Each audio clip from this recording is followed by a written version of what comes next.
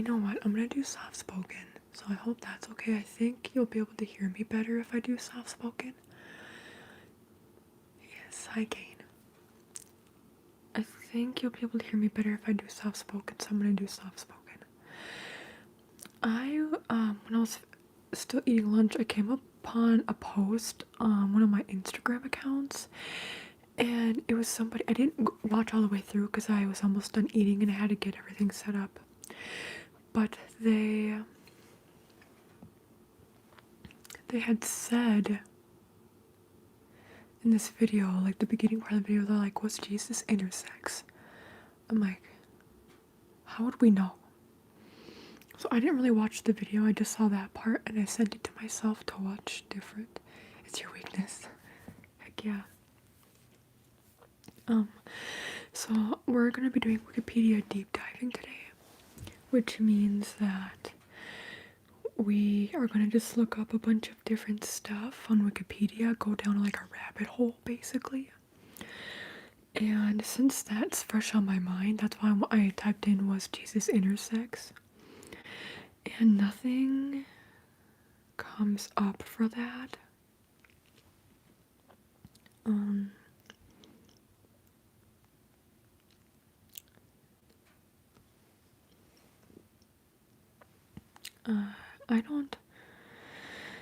I'm not seeing anything about that. We can look at intersex rights in the United States. That would be good. And remember, this is all on Wikipedia, so take with it what you will. I know some people say that Wikipedia isn't very reliable. I honestly think it is. I know people say that you can use Wikipedia and then go to the direct sources that are cited as well as additional sources if you want something, if you want to show more accuracy. I know that in school we were always told don't look at Wikipedia, or like if you look at it you can't use it as a source for any papers you do. But yes, I don't know how it is nowadays. Nowadays people are using AI and ChatGPT, so I'm pretty sure comparatively speaking this is better than that, but who knows what school districts think nowadays, trying to ban books and whatnot. So, sorry, I just got done eating lunch.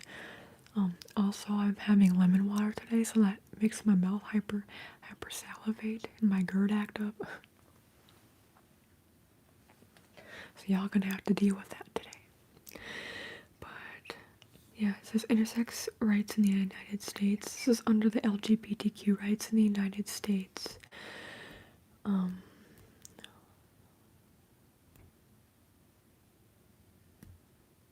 Article. It's a little section. And it's under even transgender rights in the United States, but intersex rights.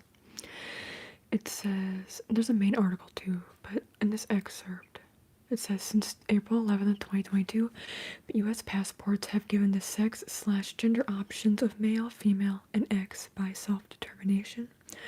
Intersex people in the United States have some of the same rights as others, but with significant gaps, particularly in protection from non-consensual cosmetic medical interventions, violence and discrimination. Many non-consensual medical surgeries are being performed to align these individuals with a more typically male or female sex when they are babies or children. Some are also put on hormones to ensure that their bodies develop to the sex that they were assigned. In August 2018, the California State Legislature passed a resolution that condemns these types of surgeries. I'm not surprised California did that, but I don't know about, like where I live in Minnesota, I'd have to look. Actions by intersex civil society organizations aim to eliminate harmful practices and promote social acceptance and equality. In recent years, intersex activists have also secured some legal recognition. Also, there's apparently around 70-ish different variations of being intersex. It's not just physical, it's hormonal, it's chromosomal. And if you have PCOS, that's also considered being intersex. it's like newer, not term, how do I explain it? It's like a newer recognition that I think a lot of people, I only found out about it like less than a month ago. So by that definition, then if you, or that categorization, my sister would be intersex because she has PCOS. My mom has suspected PCOS. She could be labeled as intersex. But yeah, gotta clear my throat.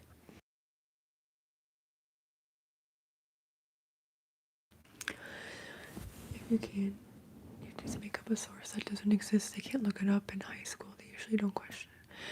I had teachers that did, like they look also, because when you add a source, you have to, yeah.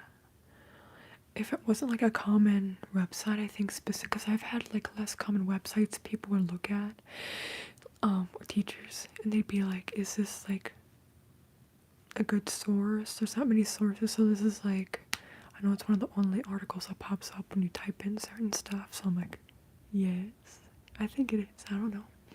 People, and then teachers would just be like, be careful, it might not be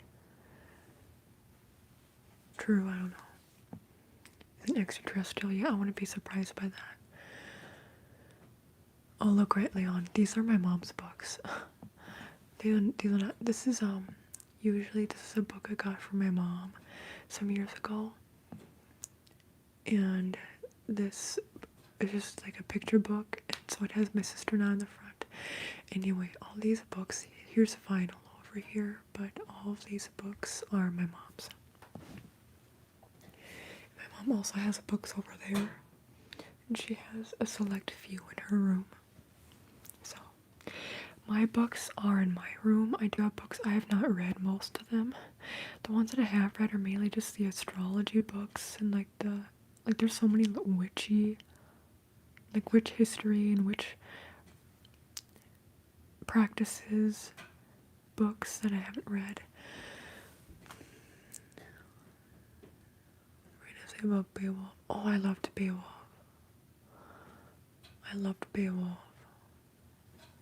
Yeah.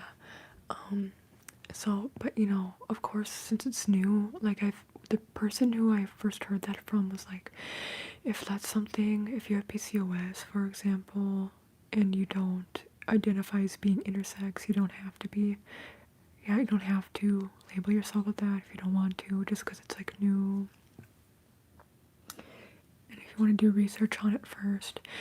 But also reminds me of like, I'm non-binary, and some people have said that means that I'm trans, but I'm like, I don't identify with that. I identify with being non-binary, but I don't identify with being trans. But there are plenty of non-binary people who also consider themselves trans, so like trans non-binary is the terminology used. I personally don't. It's like how there's non-binary people who don't even use they them pronouns, and they only use the pronouns that they typically have been assigned since birth.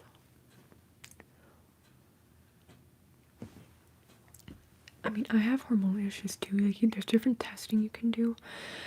I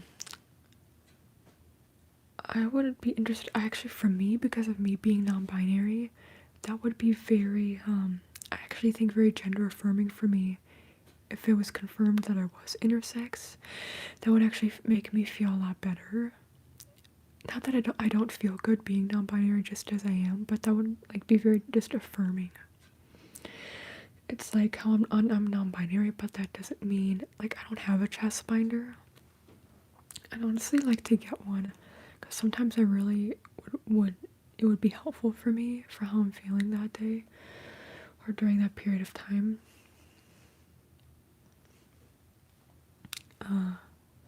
But it's like not everybody's non-binary wants to wear a chest binder. Right now, everybody who's non-binary even wants to change the way they look. Maybe like somebody can be non-binary and present all the time or more than half the time as being, like, if you're AFAB, then you can present a lot of the time being hyper feminine. Like, you don't even have to change anything about, I don't even know what I'm saying. I don't even remember what I was trying to go out with that, but anyway. Yeah, I agree. That's how it is for me as well, because when you're trans, it means you don't. I understand where it comes from for people, because being trans means you don't identify with the sex you were given at birth. Oftentimes, it's the opposite. But there's plenty of people who transition who like come out as trans first, and then realize they're like more non-binary. So, like people who fully transition, even whether it's emotionally or physically, both. And like there's plenty of people who are AFAB, who are non-binary, who get top surgery. It's interesting too, because I don't think I'd ever do it, because more than half the time I appreciate my chest, but sometimes I don't. But it's interesting because before I really started feeling this way, and maybe I've had definitely when I was younger thoughts about that, but it kind of pushed them down. Now they resurface when I'm feeling more gender neutral / male, where I don't like this part of my body. And it's interesting because some years ago, it was only like 2 years ago, I think, on my chest I have barbed wire, so I just think that's funny, because I know a lot of people who get top surgery, not a lot of people, but some people get barbed wire or something similar to like cover up the stitches. So I just think that's funny that I got that before I started having these kinds of thoughts every once in a while again. So yeah, just how it is. But the intersex flag is all yellow with a purple circle in the middle. I want to go to, but yeah, intersex medical interventions. That's a whole different topic. I clicked on the intersex rights in the United States, and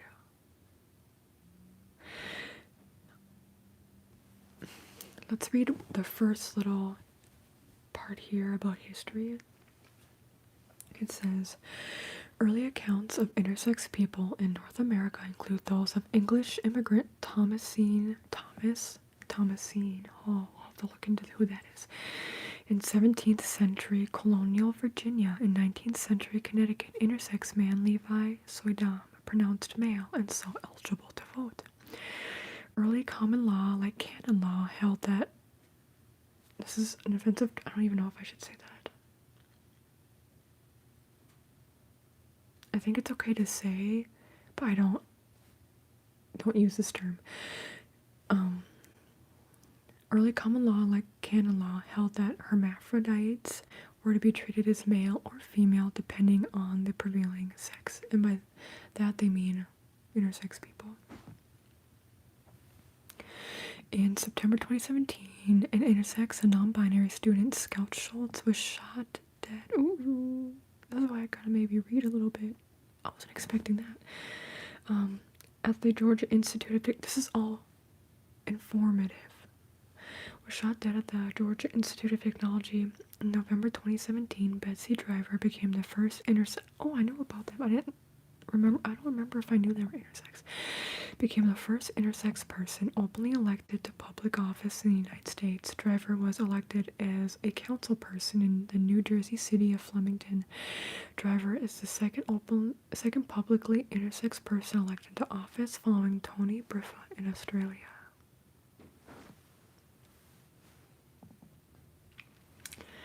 Tony Briffa has partial androgen insensitivity syndrome and was the mayor of the city of Hobsons Bay, Victoria. Briffa was raised as a girl, then lived for a long time as a man, and now chooses to live as female. Briffa is one of the first people to be public about her experience of being mistreated by doctors as a result of the intersex variation and about intersex human rights.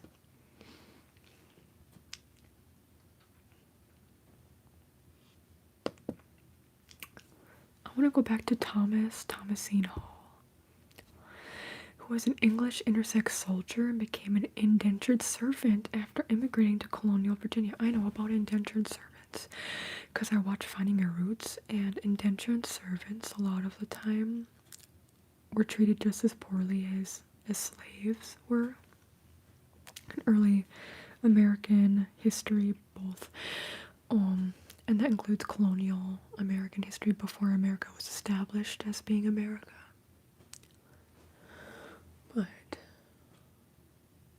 Hi John, how are you doing? I think it was, I don't know, I mean, I don't know, I imagine it's because it was related to them being intersex, but I don't know. But yeah, so he was an indentured servant after immigrating, Thomasine Hall, after immigrating to colonial Virginia.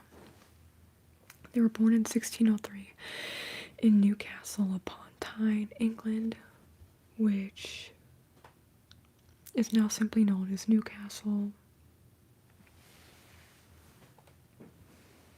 Oh wait, never mind. It's known as both, I guess. I only ever hear people call it Newcastle. Anyway, Hall wore both masculine and feminine garments, and they behaved according to the gender expectations of their dress. Oh, see, I relate to this. I wonder if they would have considered themselves non-binary too. Hall and Great Bessie, a fellow servant, and 𝒂𝒆𝒄𝒊𝒂𝒏𝒄, which it was formed in the Virginia colony. I don't know if it's still there or not. It's just south of the Potomac River, that area. Anyway, Hall and Great Bessie, a fellow servant in 𝒂𝒆𝒄𝒊𝒂𝒏𝒄, had a sexual liaison which was made known to the town in 1929. What is a liaison? I'm so bad with vocab. What is a liaison? Communication or cooperation which facilitates a close working relationship between people or organizations.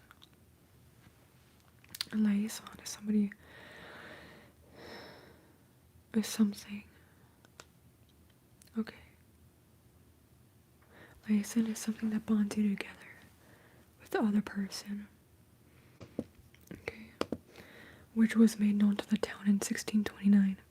Hall was subjected to multiple physical inspections, and the case concerning their gender was sent to the Quarter Court in Jamestown, which ruled that Hall was to present in public as both masculine and feminine. The court defined them as both a man and a woman. Oh my god.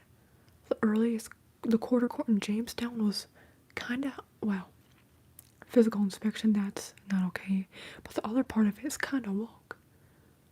That's surprising.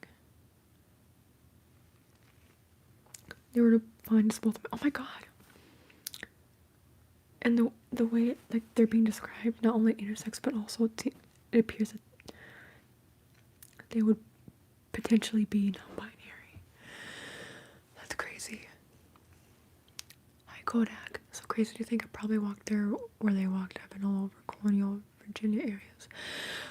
I think I've said this before when you've been on the live streams, but I'm related to 5.5 of the people that came here, or 5.5 of the families. One of the people was like, he's like a great uncle, so that's why I consider him like half, but like direct bloodline.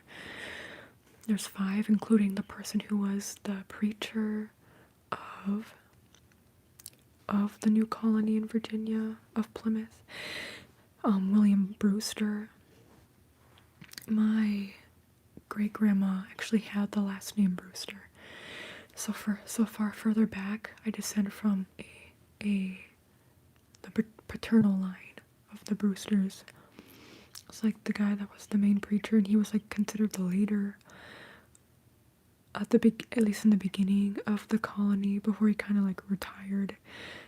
William Brewster, the Pilgrims. I had the people who came here did you know the people that came here on the Mayflower, they didn't come from England. It came from, or did they stop in England? Oh god, this isn't part of Wikipedia. But they came from the Netherlands. William Brewster was in the Netherlands, and then he came from the Netherlands. Come from the Netherlands or England. Because the people were English, but okay, it originated in England. So I wonder if my person from the Netherlands went back to England, and then it left from England. Okay. yeah, William Brewster, and also there's other people. If I were to pull up my family tree, it's interesting because I have obviously deep ties to early America before it was even known as America on my mom's side. But from my research, from what I was able to tell, I could be wrong or it could have been undocumented. I'm very white. I am so white. I'm like completely white. So I thought on that side, with knowing we have deep roots here, on my mom's side, that there would be slave owners on that side, but there weren't. Only on my dad's mom's side. Not even my dad's side, because they are French Canadians, so they still could have, I don't know. They lived in Quebec. French Canadians lived in mainly the Quebec area, and eventually came down through America. Some probably stayed there. But yeah, so it's my dad's mom's side. There was a bunch of slave owners. And the person who I could find who owned the most slaves is somebody who actually lived in Maryland. Double digits. And I was surprised by that, because I would have thought, because when I think of Maryland nowadays, I think of also DC, and I think of how Maryland is a more leftist or liberal place, but obviously that wasn't always the case. But yeah, so what's this person? Wait, I need to look up the Mayflower passenger list. Was this person on the Mayflower? Thomas or Thomasine Hall?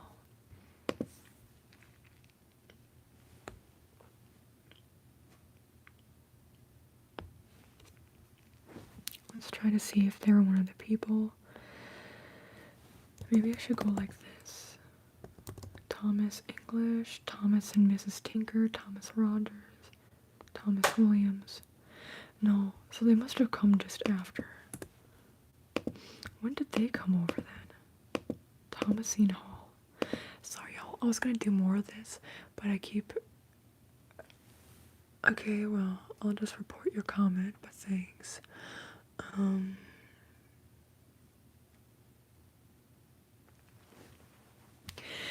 Yeah, anyway, so I'm not surprised though. Apparently that side of the family has deep southern roots on my dad's mom's side. My dad also grew up in the LA area near the airport, so that's something that's interesting, that he grew up there, and my mom grew up in a town of around 100 in a farming area of North Dakota. My mom's side is German from Russian. On her mom's side, and on her dad's side, it's English on the one, and then Swedish on the one. And then on my dad's side, there's Swedish as well as French Canadian, and yeah, French, and then just white. So a lot of English, Irish, Scottish. There's a lot of Wales, actually, in the chart. Anyway, if what I've found is correct. Y'all, on my family tree, I have more than 10,000 people on my family tree. You don't want to know how long it's taken to get to that point. Okay, let's see here. Early life of Thomas or Thomasine Hall. Hall was born in Christend, Thomasine Hall. At All Saints Church, Newcastle upon Tyne in England, Hall was raised as a girl and performed traditional women's crafts such as needlework. At the age of 12, Hall was sent to London to live with an aunt and lived there for 10 years and observed the popularity among the aristocracy of crossover male and female fashion. So that was apparently a bigger thing in London during that time. Interesting. Wouldn't have thought. They also had ample opportunity, like androgynous fashion. They also had ample opportunity to engage with the emerging feminine street culture. These trends have influenced Hall to break away from social norms. At the age of 24, in the year 1625, Hall adopted a masculine gender presentation in order to follow their brother into the military, a real-life Mulan situation. Hall served in the English military at the Isle of Ré, France. I think, ancestors from there. In 1627, this campaign ended with almost half of Hall's fellow soldiers dead or left behind in France. Hall returned to the port of Plymouth before the end of the year and earned a living for a time by making bone lace and creating other needleworks. From the Plymouth port, Hall presented as a man and traveled by ship to the Chesapeake Bay. Hall was settled in Jamestown as an indentured servant by December 1627. Interesting. I'm not going to read through all this because I want to be able to get to other stuff. You're half Welsh, cool.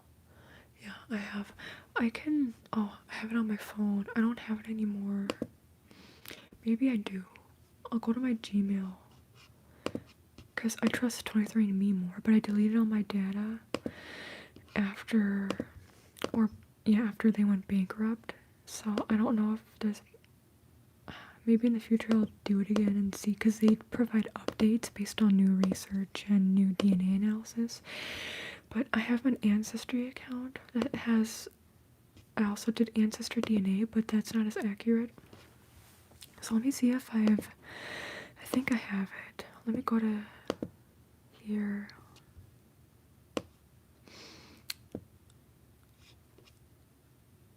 And let's see where I would have sent it. I have so many folders. Like email folders. I even have my Wattpad folder still. From 2014, I have the Wattpad team activate account Wattpad. And then the next day, welcome to Wattpad. Oh, from almost exactly 12 years ago. Okay. Let's see, where would I have? Why is it not letting me? Is it under family?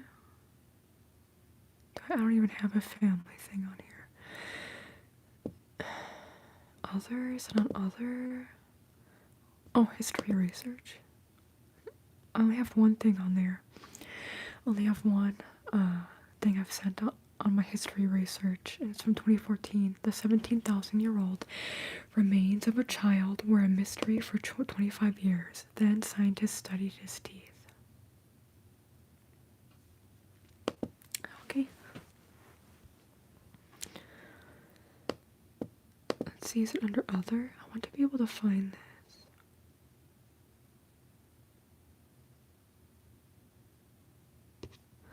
Because I've set myself, I have screenshots as well, but obviously my phone is being used over there right now. Come from England, Wales, Ireland, Scotland, and the rest of Europe. Yeah, it's weird because Ancestry says I only have 4% Swedish, even though I have Swedish on both sides of my family. And like deep roots. As far back as I could go, like the 1400s. So I'm like, I don't know what that's all about. Maybe it's under my cool stuff. Cool stuff. Is it on here? I don't think so. Where the heck is it? Accounts? I've definitely sent it to me. Maybe I'll have it under my folder. My mother folder. My mom folder.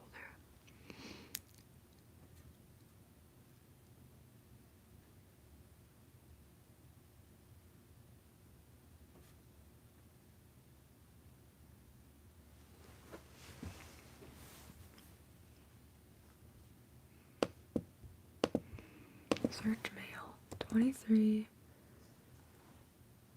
And me.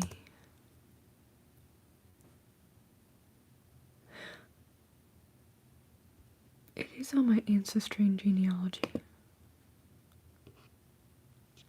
So why is it not showing up? Did I not save mine? Oh, it's under health. Why is it under health? Okay, health.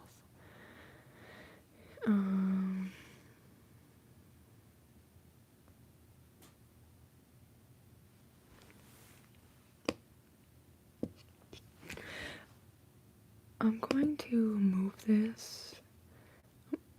to my ancestry and genealogy folder instead. Same with this, move it there. Ancestry and genealogy. Hi, Nika. Okay, ancestry and genealogy.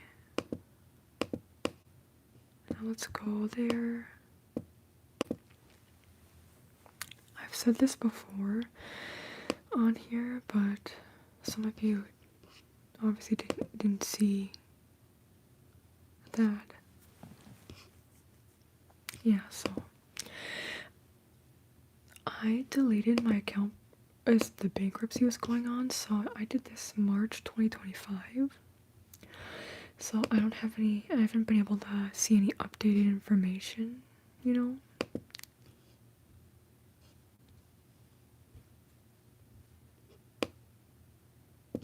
Yeah, but it says I'm 99.8% European, and all of that 99.8% is Northwestern European.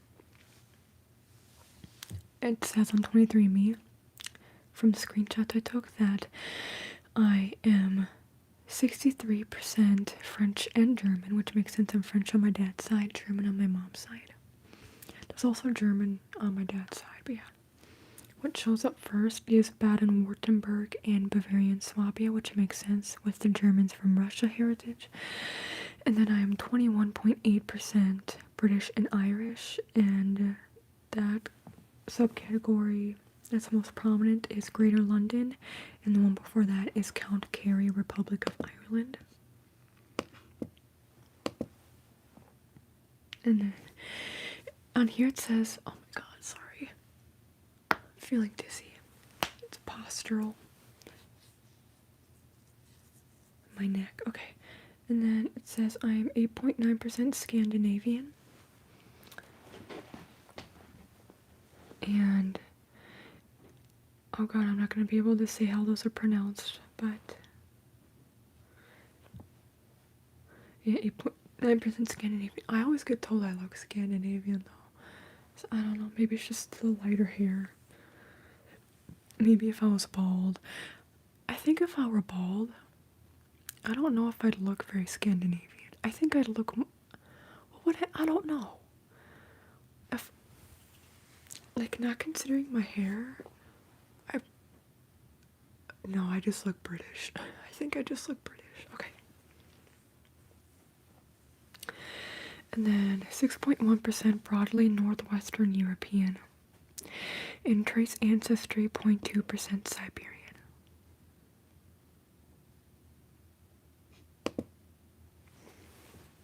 So yeah. Okay. Let's look up something else.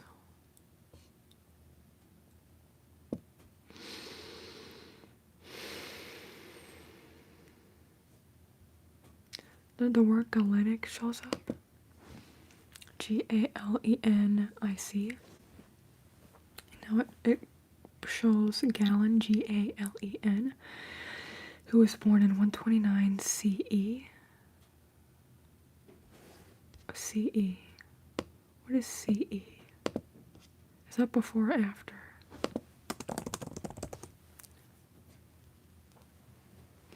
Yeah, so that's like basically BC.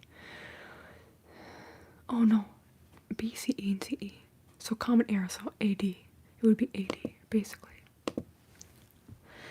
They died at the age of 67, allegedly in 216 CE. Oh, I guess I could have connected the dots by looking at that. Because BC would have been flipped. Okay. Their scientific career was in anatomy, medicine, and philosophy. A lot of early scientists kind of like did it all. Like, what we know as being astronomy was also interlinked with astrology back then. So, born in Pergamon, Roman Asia.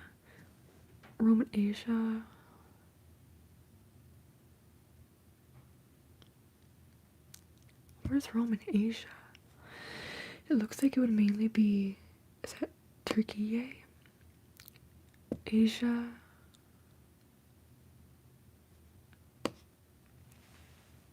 No, hyperlinked or directed me to the Roman province of Asia. So Roman Asia is Asia, the Roman province of Asia.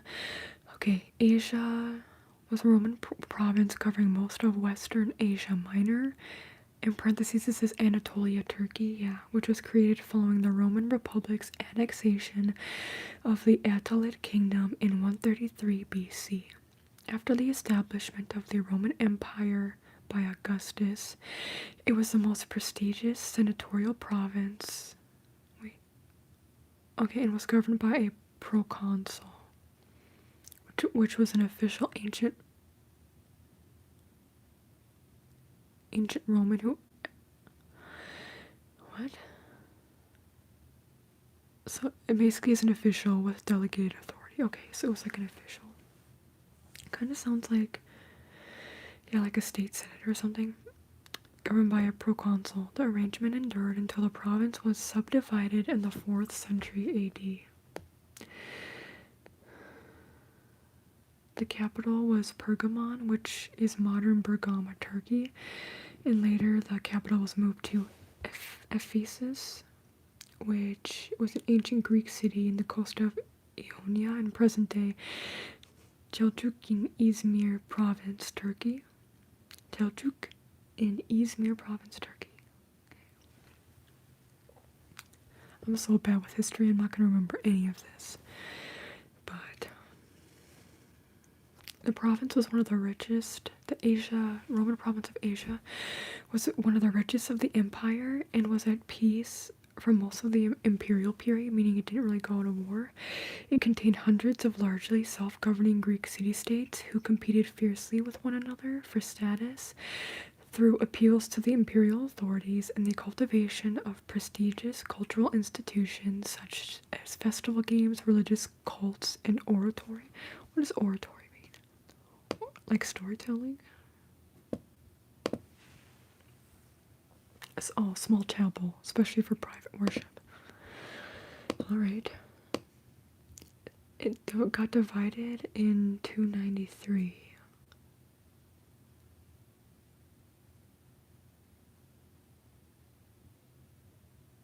Oh my god, none of this is making sense to me.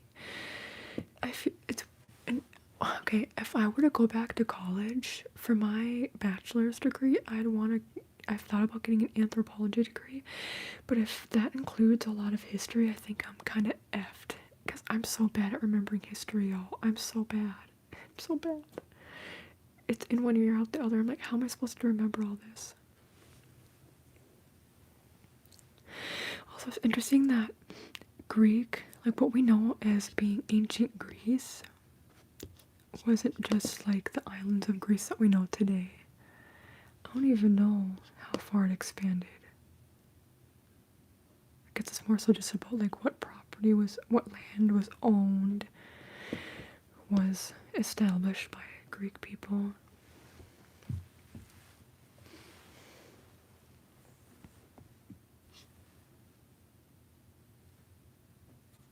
It has you way too relaxed. Hi KLC, hi Ethernet, hi everybody.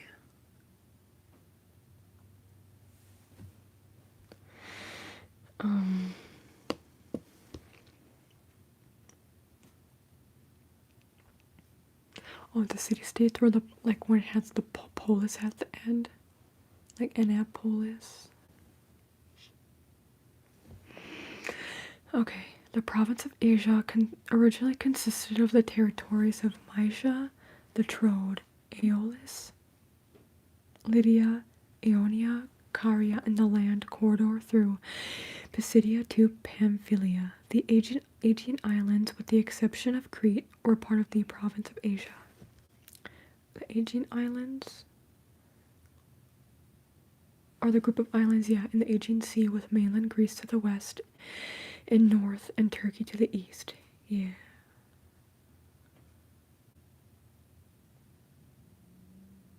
The island of Crete delimits the sea to the south, those of Rhodes, Carpathos, and Kossos to the southeast. The ancient Greek name of the Aegean Sea was Archipelago. The ancient Greek name was Archipelago? That was the name of the Aegean Sea? Because when I think of archipelago, Wasn't that? Oh my god, I'm gonna sound so dumb. Wasn't? Oh no, no. I guess that does make sense. Wait, let me read further on this. It was later applied to the islands. Yeah, archipelago. It contains, and now it is more used more generally to refer to any island group. That's it. Okay. I was thinking of Pangea. I'm like, isn't that Pangea? And I'm like, that doesn't make sense. Yeah, archipelago. That makes sense. I remember when we were learning about geography in geography class in 9th grade, archipelago was one of the things I remember us learning about. Like the different terms in archipelago. What are other words that I remember? I was good at geography class because I was good at the cultural parts of it. If you just have an open enough mind, you probably are going to be fine in those classes. Well, our teacher allowed us to be more open-minded, and it was a lot of project, like research and project based, and yeah, I don't know. I was good at the class. Out of all 4 of the quarters, you know, those 2 semesters, 4 quarters in a year for a class, unless if it's only a semester-long class, but this was a year-long class, it was mandatory, which typically those were a year long. Anyway, in that class, out of the 4 quarters, I got over 100% as my final grade in 3 of the quarters. In the 3rd quarter, I think it was, maybe it was 4th quarter, but I think it was 3rd quarter, I got like a 99.8%. Because in that class, she allowed us to do a lot of extra credit. Yeah, how many islands, list of islands in Greece, how many are there? The estimates range somewhere from 1,200 to 6,000, depending on the minimum size to take into account. The number of inhabited islands is variously cited as between 166 and 227. So why are there so many that are uninhabitable? Is it just because they're so small and they don't have like food sources? Crete is the largest. Okay. Not surprised by that. Islands of Greece by population. The one with the largest population is Crete with 624,408, which is more than I would have thought. That's cool. And then Gavdos has only 142. Let's go to Crete. Let's look at Crete. I've always been so fascinated by Greek mythology. I never was interested much in Roman mythology, even though there's probably a lot of Greek mythology tied into it. Also Egyptian mythology and just history has always been so interesting to me. What is is it the lyre? What is it that creates that cool sound in Middle Eastern music? Lyre was used especially in ancient Greece. What's the instrument in ancient medieval music? What's the main one I'm thinking of? Oh, not the lyre, the lute. That's right. I think that's what I'm thinking of. The lute. But it's not just that. What else is there? Ancient medieval. No, not the lute. Not medieval. Ancient Egyptian. There we go.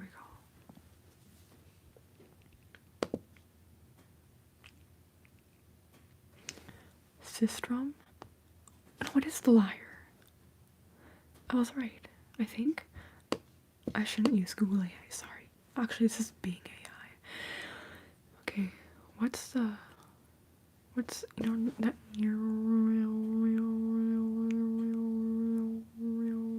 like that, the one that makes that noise. Which one is it? What is it?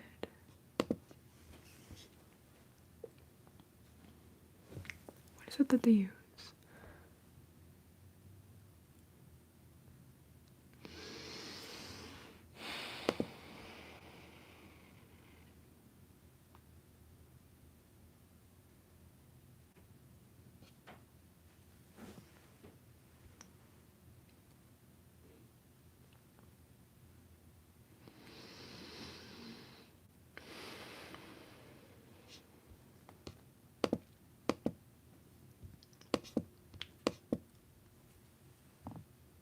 I'm not doing homework, I'm just doing random research.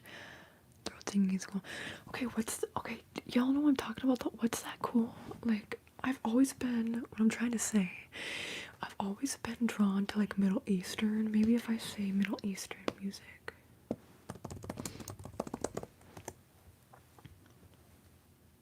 Not the flute, it's like, oh, is it the Oud? O-U-D?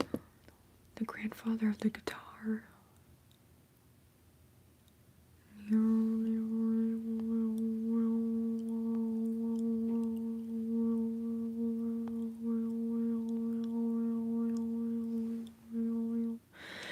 That reminds me of polyphonic singing.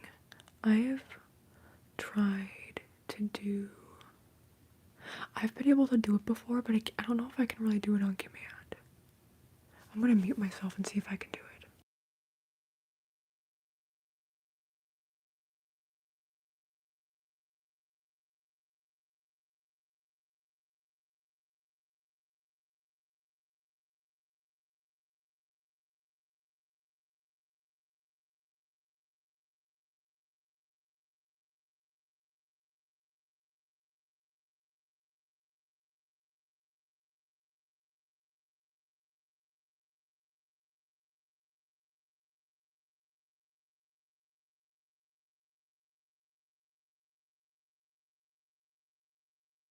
I can do it a little bit right now. Does anybody know what instrument it is that I'm talking about?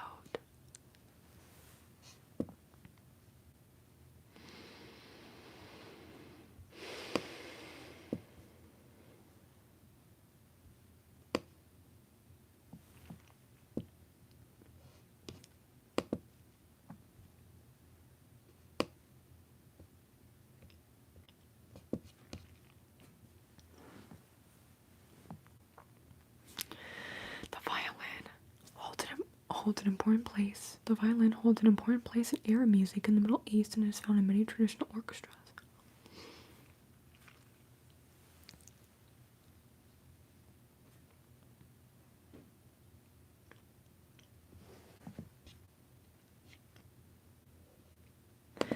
I'm going to look up oud playing. I'm going to play this. I'm going to mute it real quick.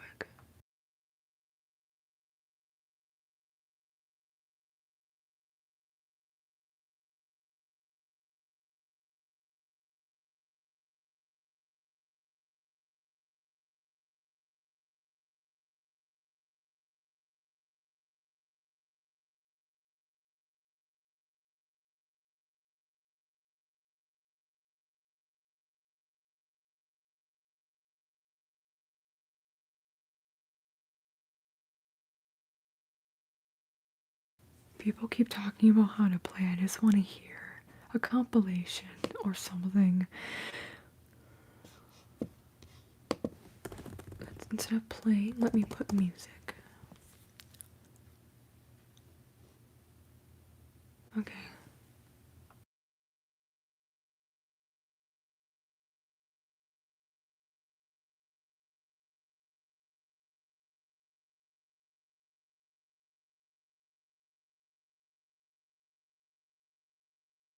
Okay, yeah, I know about that. What's the name music?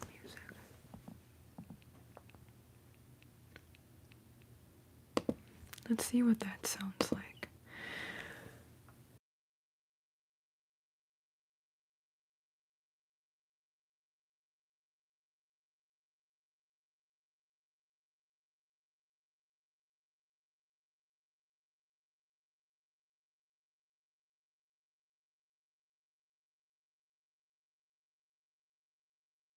I am not able to find it. Hi, 𝒊𝒏, good to see you. You're stuck also. It's like, that's cool.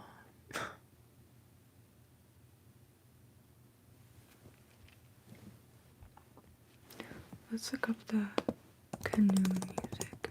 K-A-N-U-N.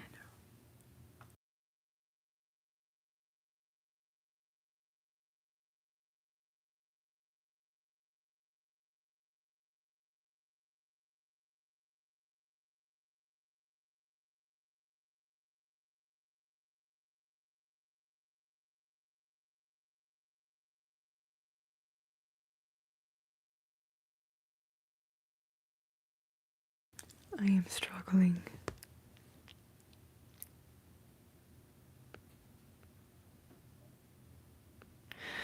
What the heck is it called? Why is it not showing up?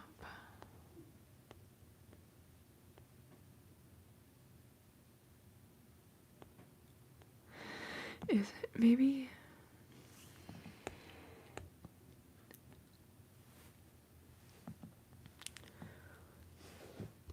Okay. Arab musical instruments on Wikipedia. I don't think it's a lyre.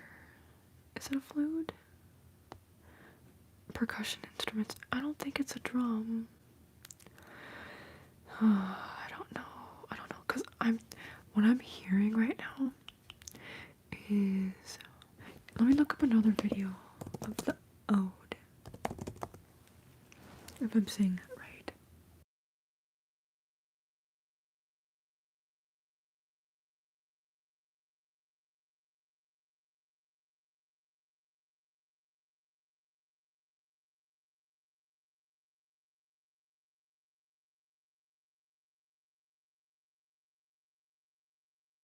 Because you know what, I'm thinking of the Crash Bandicoot Insane Trilogy. I'm thinking of that part. Oh my god, I wish I could have that. I'm thinking of that part of the level where they're in like the ancient tombs. Egyptian pyramid level. Tomb Waiter. Crash Bandicoot level. Let's go to the Crash Bandicoot fandom, which is basically like a Wikipedia. Ancient Egypt. Okay. Ancient Egyptian music instruments.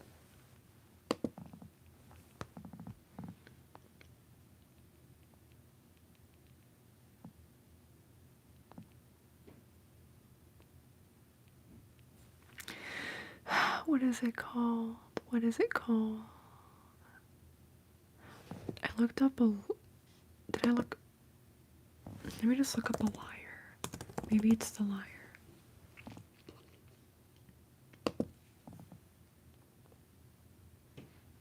Okay.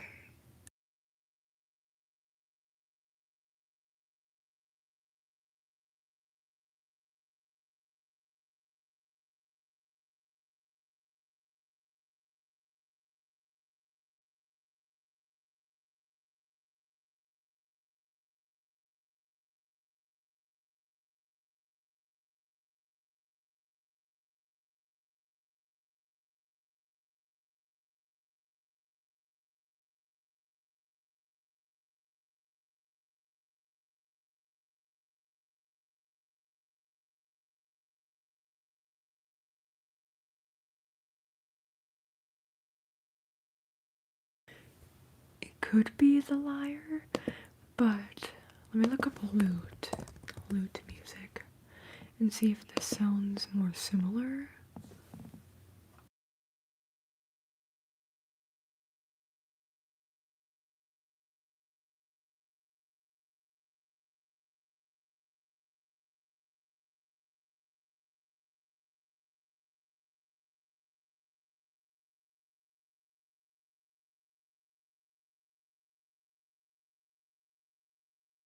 It's gotta be something else. Ancient Egyptian music instruments. I think it could be the lyre. It could be.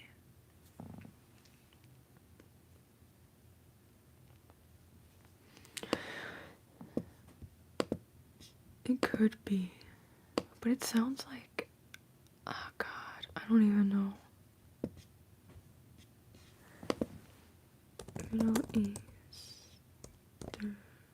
Middle Eastern music.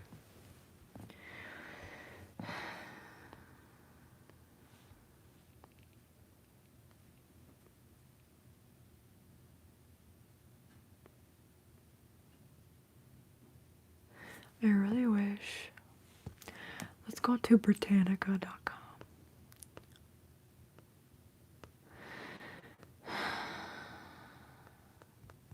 Doesn't provide much information.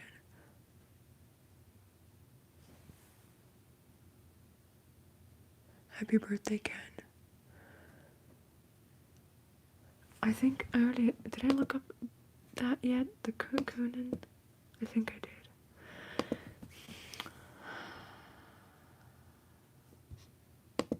Dang, why is this so hard? I've always wondered. I've tried looking this up before, but I can never know what it is.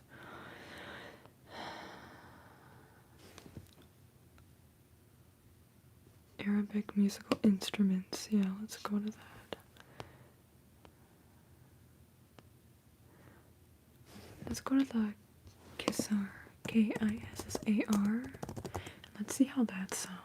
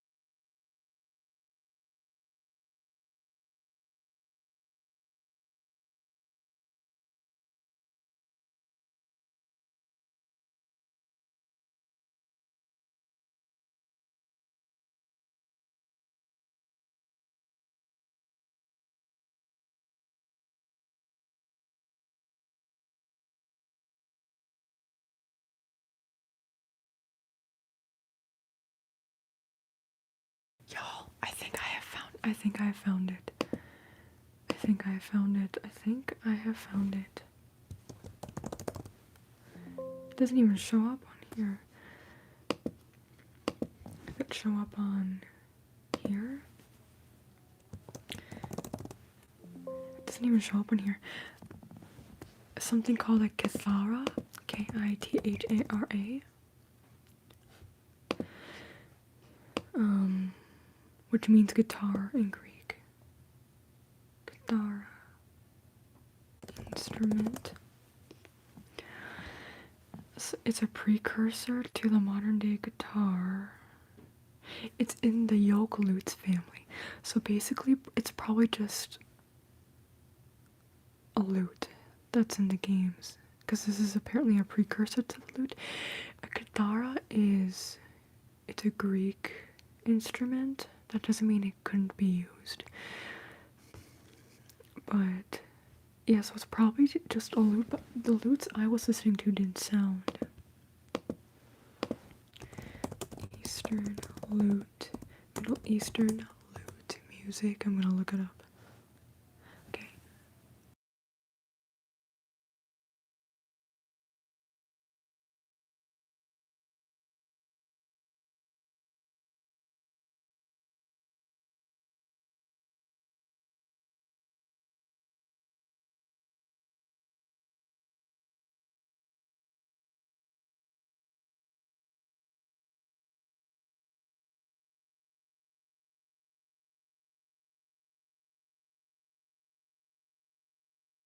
Wait, it might be a specific one called the Persian Barbat lute. So let's hear what that Persian Barbat lute sounds like. Persian folk. I don't want Persian. Yo, so many AI videos show up nowadays. It's like, I don't want to hear fake music playing. How ridiculous. How ridiculous. No. But that's mainly what keeps showing up. Oh my god, I hate it here. I hate it. I hate it. I hate it.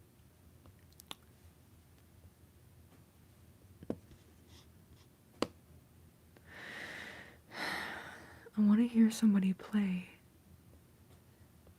Yo, am I? Here, let me go to YouTube.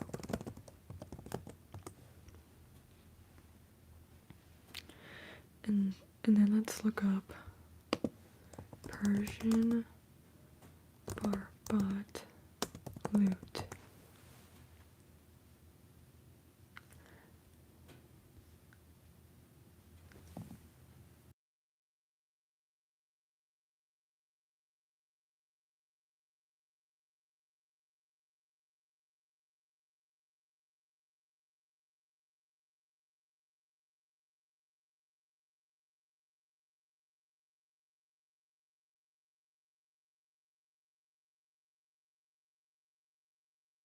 Yeah, so we've cracked the code. It is from a lute. The playing is from a lute.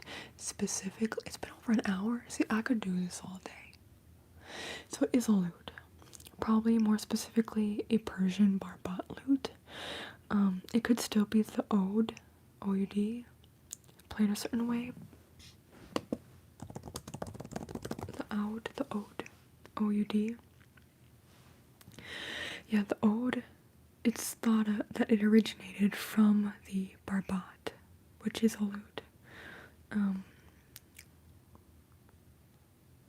Let me look up, it could be the oud, but I think it's a lute. Oud music, ancient Egypt.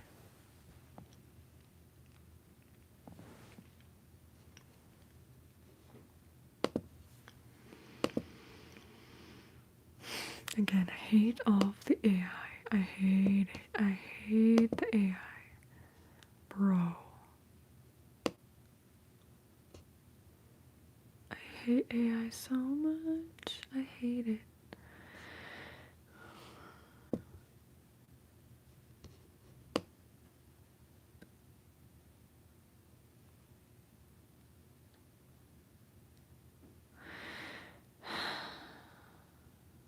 Okay, let me go on YouTube and look.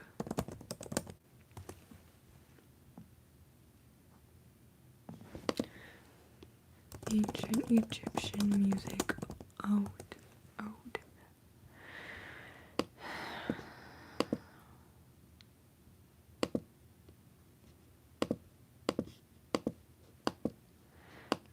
Why does nothing show up? There's a playlist. Okay, I found one.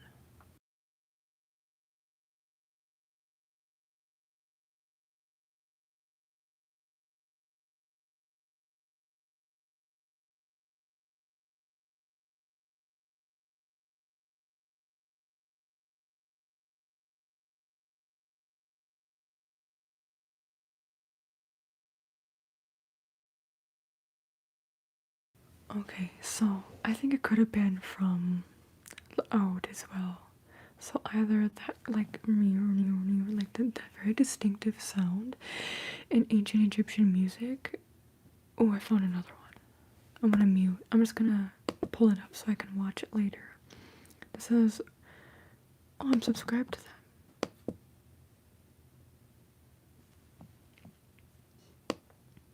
I haven't seen that video, yo. Yeah, so it's either the oud or a lute that creates that sound.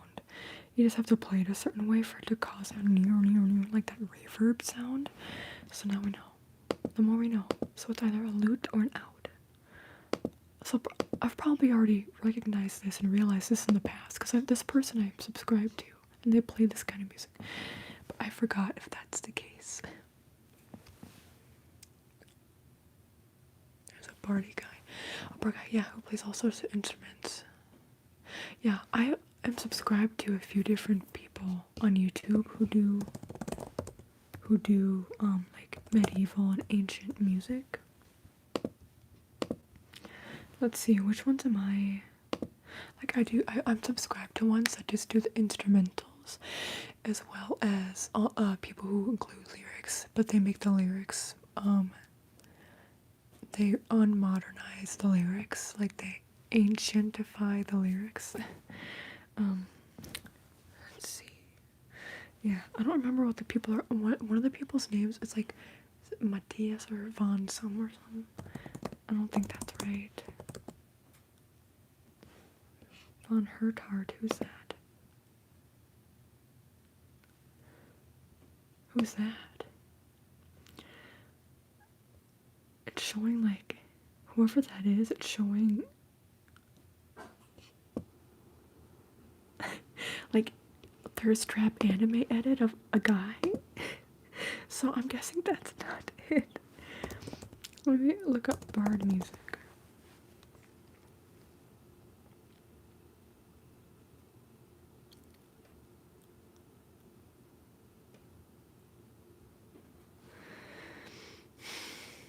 Oh, there's Algal the bard. He's not the main person I've listened to though. Hildegard von Blingen. That's who I'm mainly thinking of. Hildegard von Blingen. There's other people too. Stand Tough. Oh my god, there's AI freaking people.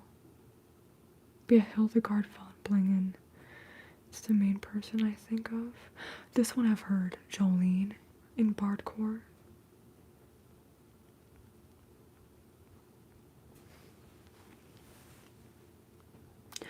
Lately, I've been pulling up to listen a little bit to different music that is I actually really like just instrumental music, whether it's like something that you want to bob to or you just chill to. Something I put in the Discord, Cat, I don't know if you've seen it, but like the mall synthwave 90s, 1992 or something music, or maybe that's one I've seen, but before that I think this is the one I sent, was like nostalgia, 90s nostalgia, like theme music for different things, or like National Geographic kind of stuff, like programming. When I tell you, when I listen to stuff like that and I watch the visuals, it makes me so just thinking about it makes me so emotional, because like it isn't just nostalgic, but it makes me think of times were a lot simpler back then, and also AI did not exist. But times were so much simpler, even though they technically weren't, but when you're a kid, they were. I don't know. I just feel like that kind of, that's why, if y'all have ever seen Ancient Mysteries, which was hosted by the guy from Star Trek. I can't think of it right now. So I have to look it up. Ancient Mysteries show. Leonard Nimoy. There we go. He was narrated by Leonard Nimoy. Is how you say it. Leonard Nimoy is he still alive? Oh, he died in 2015 in Bel Air. He was Mr. Spock in Star Trek. But he narrated that show. Oh my god, and the music, if you've ever seen that show, I recommend just pulling up like the intro to that show, the opening. It is so nostalgic, and you'll know what I mean when you listen to it, but it's like that kind of just music where it's very theatrical, and it's the way it makes me feel, it's very like inspiring, and how it like peaks. It makes me curious. It's interesting. I'm like, I don't know if other people are like this with music, but like whenever I listen to vaporwave music, which is a form of synthwave, an offshoot of synthwave with no lyrics, no singing, it makes people say it's supposed to evoke nostalgia, but for me it specifically makes me like, it creates a sense of longing, which also happens with other people when listening to that, but it makes me feel sad. It makes me feel sad and like very reflective. And when I listen to music too, I'm a very visual person, so I get visuals. So when I listen to like vaporwave music, it makes me think of like certain parts of childhood, but not in the way that like synthwave does, where it makes me like sad. And also it makes me think of, actually, you know what, it doesn't even do that. I'm thinking of something else, I think. Well, sometimes it makes me do that. Vaporwave music makes me long for something that I've never experienced. I don't even know if that makes sense. It makes me think of like outer space. Anyway, we should look that up. Let's look up on Wikipedia vaporwave music. Let's see if that even shows up. Oh, somebody became a member. Oh, Darker Storm, welcome back to becoming a member. Hello. I don't watch The Office, so I don't know how to take that, but I'll accept it. Okay. Vaporwave is a micro-genre. I used to listen, there was a period I listened to Vaporwave for a couple months, and it just made me very sad. But for some reason, it also, like, made me feel encouraged. Sometimes when I get really sad, it makes me feel like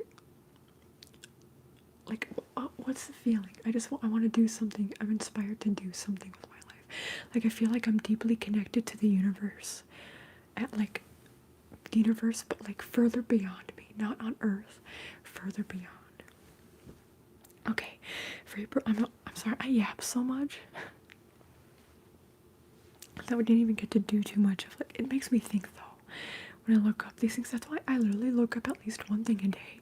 Do I remember it? Mostly I don't. But I look things up all the time because I always have had such a curious mind. I always, like, growing up, I know a lot of kids are like this, but, like, I would always ask my mom questions that could not be explained. Like, as it relates to, like, the metaphysical and the extraterrestrial. What is extraterrestrial? Extraterrestrial. What does extraterrestrial actually mean? Of or from outside of Earth, or is answers here? Yes. Otherworldly. Like things that can't be explained. Like asking how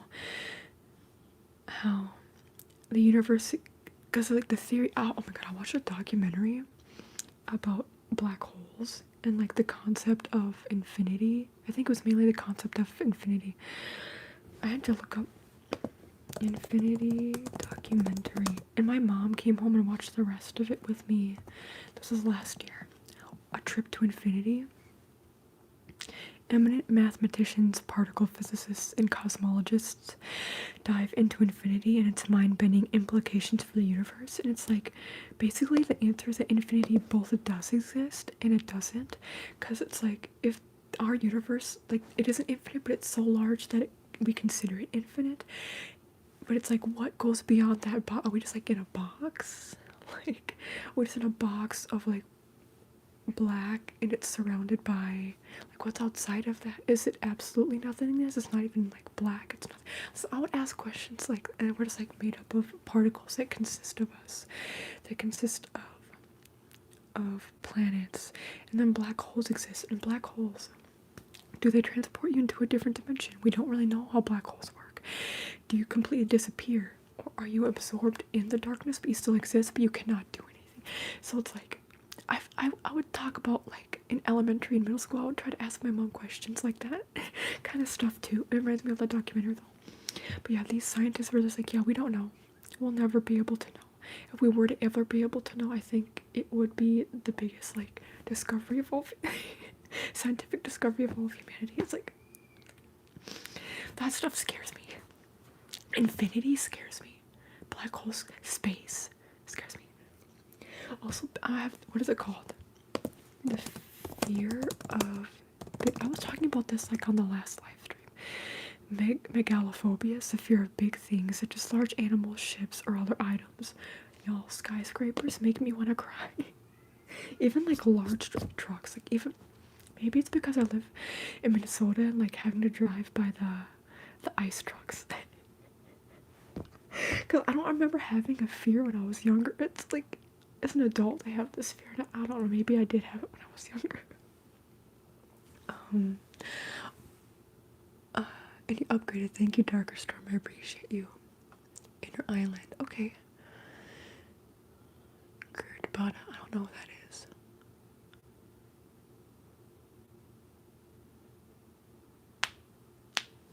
Sorry, I know that was right by the microphone.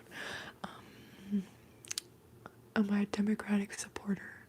I'm not a Democratic supporter, but I vote Democratic because we live in a two-party country in the United States, but I'm a leftist, so I'm not a Democrat or a liberal. I'm further left than that.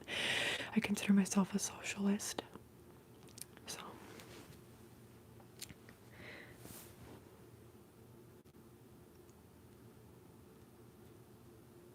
I'm trying to think. Like, I'm probably further left than Bernie. He considers himself a socialist Democrat, but I'm not. I don't. I'm a leftist. If I had to be more specific, a socialist. Anyway.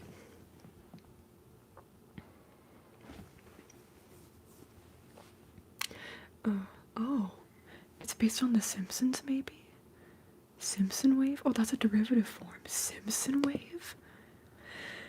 Is an internet aesthetic and YouTube phenomenon that emerged in the mid-2010s. In late 2015, user Spixter, 𝒓𝒆𝒄𝒊𝒆𝒅, uploaded an edit of the American animated television series The Simpsons to the song Resonance by Home onto Vine. The video went viral and sparked a trend featuring scenes from The Simpsons, paired with various vaporwave tracks. I've seen those pop up. I've listened to ones that have, like, The Simpsons imagery before. In 2016, users Midge and Lucian Hughes further developed and popularized the movement with the use of clips, often edited out of context with VHS style, distortion effects, and surreal visuals, creating a hallucinatory and transportive atmosphere. That's the thing. Like, it makes me feel like I'm not here. And, like, the imagery, too. What's that one? What's it called? Retrofuturistic wave? What is it called? Retrofuturistic. What is it called? Music? I don't remember what it's called. Retrofuturistic. What is it called? But it's not that. It's called something else. Let me go back. Because it's future junk. No. What is it called?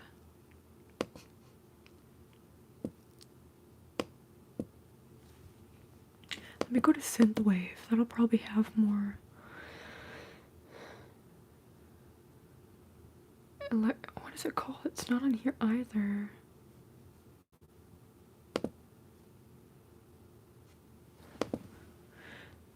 Retrofuturistic music.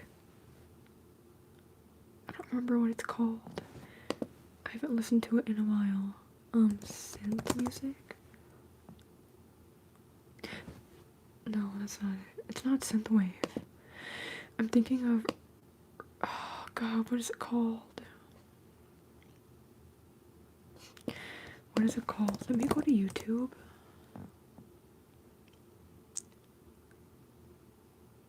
Jingle Pop. Okay, I'll have to look it up. Oh my god, you don't have power? Stay safe over there. Retrowave, I think you might be right. Retrowave. But that doesn't seem right. No, it's not retrowave. When there's dreamwave. But no, it's like where it combines retro and why can't I find it? Dreamwave music.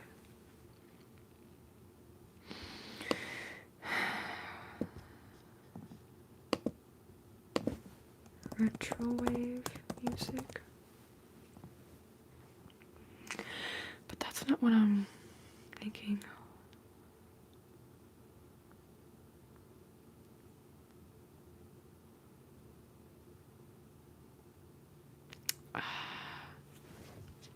Let me go to the Luminescence channel.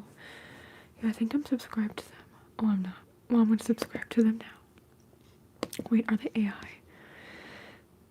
They joined 2024. I hope it's not AI. I really hope it's not AI. Search. Retro.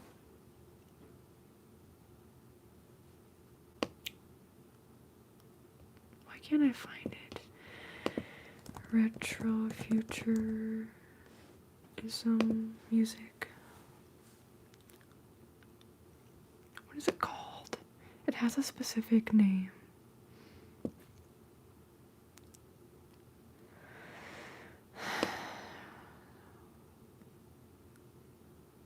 Is it just retrofuturism?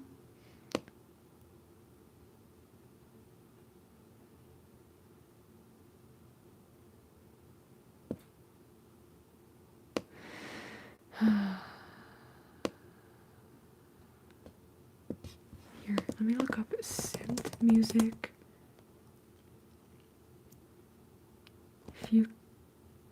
futuristic.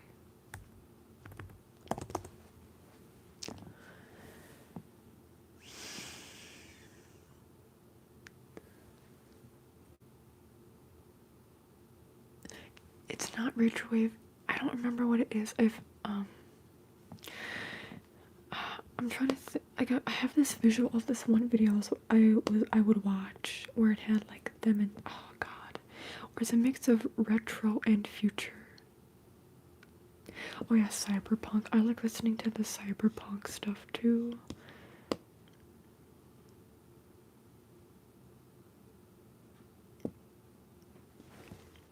But it's not retrowave. Retro space music. If I do that, I guess it's just, yeah, retro futuristic. That's all that's showing up. So retro futuristic, where it's like a combination of retro and future.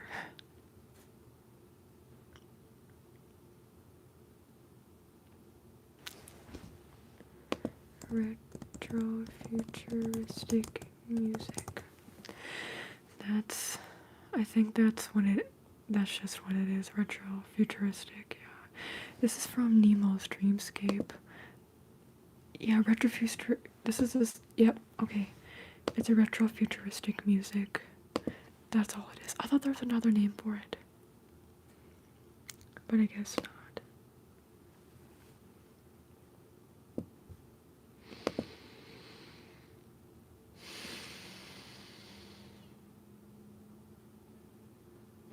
Nemo's Dreamscapes. It doesn't say where they're from. Yeah. But I recommend Nemo's Dreamscapes. They have cool stuff. They haven't posted in a long time. They also have a lot of vintage oldie stuff, but Halloween ambiance, haunted house in the middle of nowhere. It shows the courage of the cowardly dog house. I like listening to that stuff. It makes me creative and it makes me reflective. It makes me nostalgic. It makes me feel connected. It just, depending on what I'm listening to and on the day and my prior mood, it makes me feel a certain way. But I wonder if other people, like if you look, let me go back to the vaporwave music. Oh, vaporwave originated as an ironic variant of chillwave, evolving from hypnagogic pop, which is pop psychedelic music. So it evolved from that, as well as similar retro, revivalist, and post-internet motifs. What exactly? What does motif mean? A decorative design or pattern, or like a theme. Design, pattern, or theme. A distinctive feature, dominant idea in an artistic or literary composition.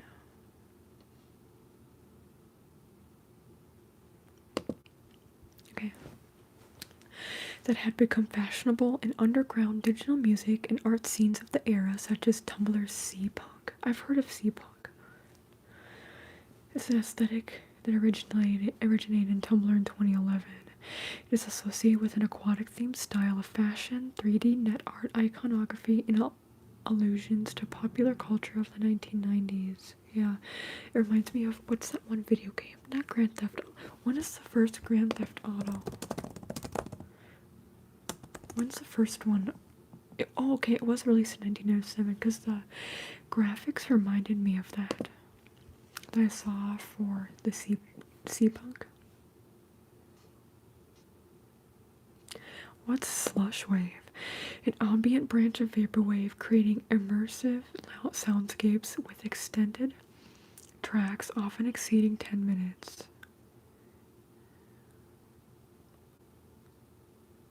With extended tracks, so I guess it's just extended. Signal wave or broken transmission samples and distorts radio broadcasts, television programs, and station idents, particularly from the Weather Channel. Okay, yeah, I would see Mallsoft is on here too, so I was just talking about that. I didn't know it's called Mallsoft. I haven't seen it called specifically that, but yeah. signal wave. I like listening to this kind of music. It makes me, it like transports me. I'm a very visual person, so I get visuals. So it's cool for me. Hi, Mother. I'm not talking about new wave. I'm talking about, if you're still listening, I'll show you when I get home. I've shown you this kind of music before, or I've had it on before when you've been home. But vaporwave, and then the offshoots of that, or subgenres of it, where it's like similar to synthwave, but it's like there's different variations, and it's no lyrics, and it has certain visuals on the screen, and it usually evokes nostalgia or something similar, or it provides like mall soft. It has visuals of like old malls, and it does like synth type music that's inspired by mall music from back in the day. Usually with these, it's not just the music, it's also the visuals that accompany it. So like, yeah, like you'll see vintage malls with like a certain filter on it to make it look old, like back in the day. Video style shooting of old malls. I know about new wave.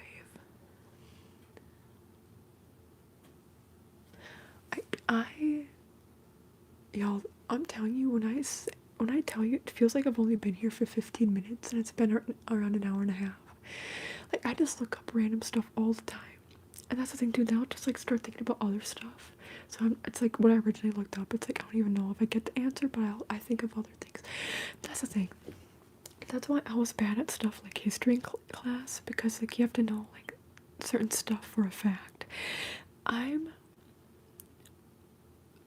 not good at remembering specifics like that. I'm good at like thinking of different things and then like forming opinions, but then maybe doing research and having to do. That's why it's like cultural stuff was always so interesting and good for me, because culture isn't just set in stone. Culture itself can shift and change, even if there's historical elements to it, obviously, that have been around forever. But like sociology, how people interact with each other, and yes, I've always been, it's like the thing, I'm not even, what is it called? Something is something, master of none. Knower of much, master of, no, not that, I don't know. But I'm not even a knower of that much. I just look up so many different things. Like, maybe it's because I have low serotonin or something, so I always feel like I need to look up new things. But I think it's also just because of any form of, I was going to say hypervigilance, hyperactivity, whether that's ADD, ADHD, autism, or a combination, or a grouping of more than one of those together. But I just like looking up different things, and it's cool, even if I don't really remember. What I'm trying to say is I'm not good at remembering specifics. I'm good at remembering how things make me feel, and I'm good at like visualizing things. And that's the tea. But use your special emojis, but they aren't working. I don't know what to tell you. Kat, if you're still around, Kat was using the emojis. Yeah, well, you're not doing it right. I think it's because you put something in front of it. Try it again. I think you can do it. You can do it. Try it again. I think you're just not doing it right.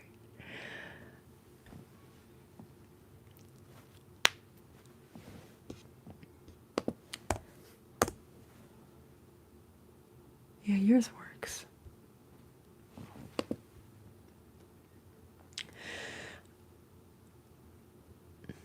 I'm just talking about random stuff. I was looking stuff up on Wikipedia and just the search engine in general. Yeah, I love what you're saying, and I have ADHD. I want to learn about everything, but never get super deep in anything in particular. Yeah, that, or there are things that I do get super deep into, but it's not really about learning the specifics about like dates and stuff. It's just about, it's like not learning about what, but it's learning about how to do. Does that make sense? How to do, like when I create videos, when I do live streams, I don't have to learn, like there's basics to it. I don't have to learn every time I'm doing a video. Unlike if I'm doing a history project and I have to learn certain dates, the things that I like doing are just knowing about, I don't know, like I'm good at learning about pop culture stuff, like YouTube drama. So no, I'm at home.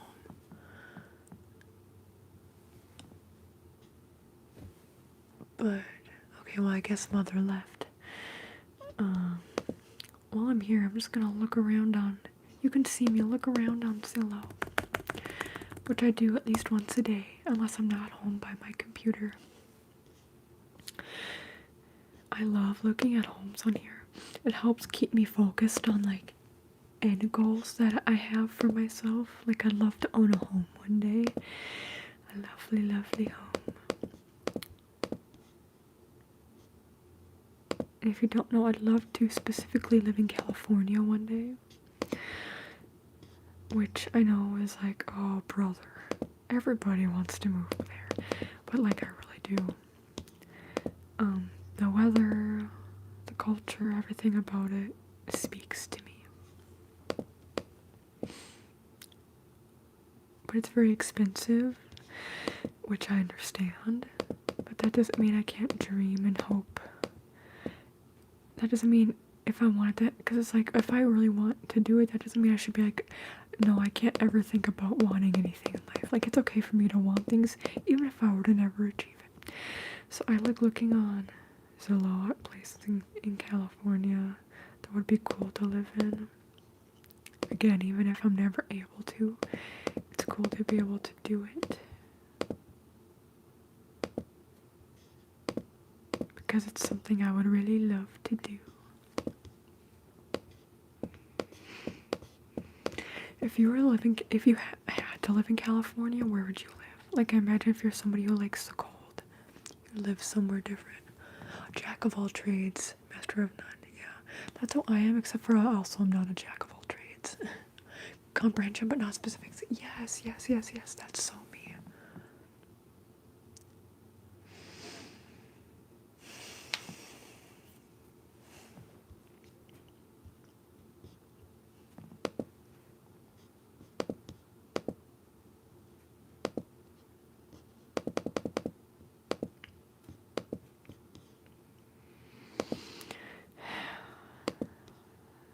Oh, I was gonna say, but if you prefer colder climates and whatnot, you'd probably prefer to live up north.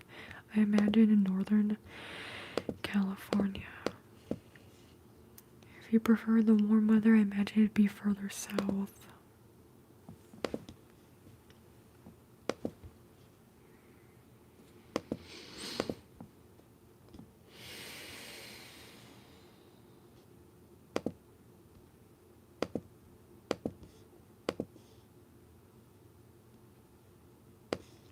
One more to save. You can only save 500 homes at a time on here.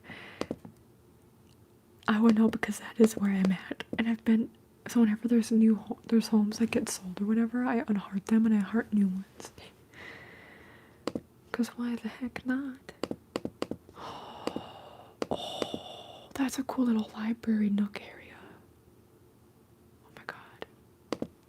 I love wooden homes. And like brick homes, or like on the inside where it looks like nostalgic with the wood. Almost like you're in a log cabin. Okay, I will leave it at that. You're in California, you're so lucky. But also, I know it's expensive, so yeah. Anyway, thank you all so much for hopping on here. I had fun. This went by very, very quickly. You can like the live stream, you can subscribe to me, you can become a channel member for as low as 99 cents. Darker Storm became a channel member again. You can like, subscribe. Remember, you can check out my other ASMR channel. Linked down below. But yeah, thank you so much.